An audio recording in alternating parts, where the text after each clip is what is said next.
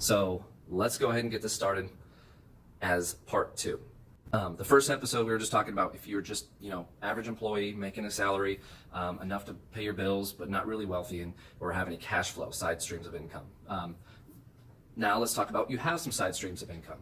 Here's the biggest problem that I see with a lot of investors that are getting started in this field, and they get their first 3 or 4 properties, and they're making a couple $100 extra per property, plus they're still working their job, or maybe they quit and they just want to look like ballers because they want people to give it's instant credibility, street cred. Okay, getting those vehicles will give you street cred. If you dress nicely, if you have the Armani suits, people will give you credibility. However, how far will that take you? And that will segment into the thing where I call it fake it till you make it. We'll talk about that in a minute.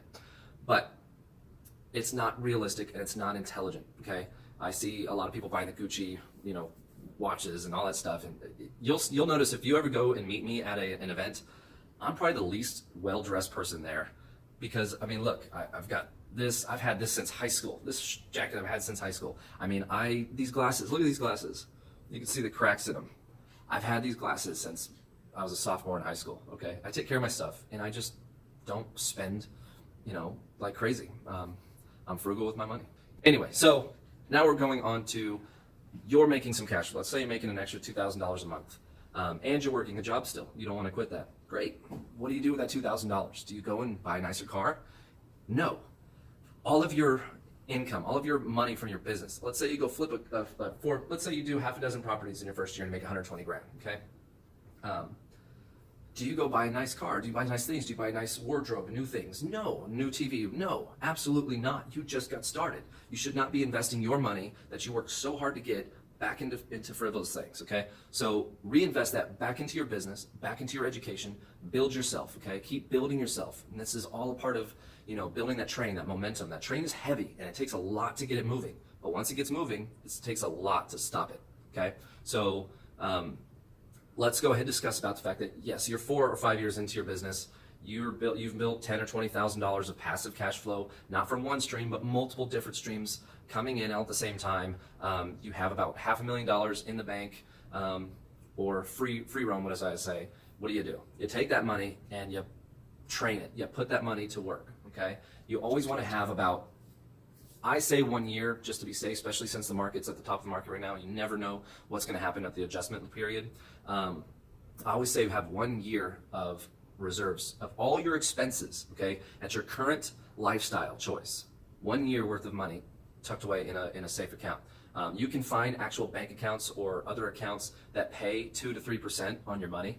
I would recommend putting them in those accounts. Okay, those are safe accounts. It's like a bank account. You're making a lot more than what typical banks pay. 2% on your money. It hedges inflation, and you can just be rest assured your money is safe and you're not losing money. Okay, if you're at that level, good job. You have reached the top, or not really the top, but the top per se of the curve for your business as it accelerates and grows even bigger. You can start to splurge, but you got to be careful. You're still not quite there, and you shouldn't be splurging unless you know what you're doing. For instance, that's where I'm at, okay? I'm not at all close to the top, but I have worked through the humps and the tragedies and the pitfalls of the first few years of the business, and I've learned it, and I've done this for actually almost 10 years, 12 years now. So we've pushed past a lot of the problems that most startup companies have, and we're gotten to a point to where I can afford all this stuff. I can have fun. And when I do buy this stuff, I did not buy this stuff without intention. And so what I mean by that is my initial intention always was to use it for the business, promote myself, and rent it out, make money on it. And so, for instance, the RV trailer, I was able to work, I looked for months, finding the right deals, and I found a couple, and then I found this one, which I paid cash for, and I bought it. It's about it's worth $18,000. It's a 7-year-old or 8-year-old trailer, still in really good condition. They didn't take it anywhere. She actually just lived in it. An old lady, just a nice lady, and she just lived in it. And so I took it, I renovated the inside, and it's now worth $18,000, but I only paid total $11,000. So I have $7,000 of equity built in this trailer.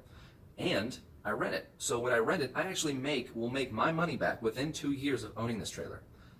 After 2 years, I enjoyed it. I rented it out, and I made all my money back, and I sell it for $15,000, $16,000. I just made a pure profit of $15,000 or $16,000. It was not an expense. You could do the same with cars. My cars you put on two-row, okay? And you rent out your vehicles so that way they make and they bring in money, all right? To break this off into the last part, I know we've gone way over. I'll probably break this into another third part, which I didn't really mention, but I'll go ahead and do that.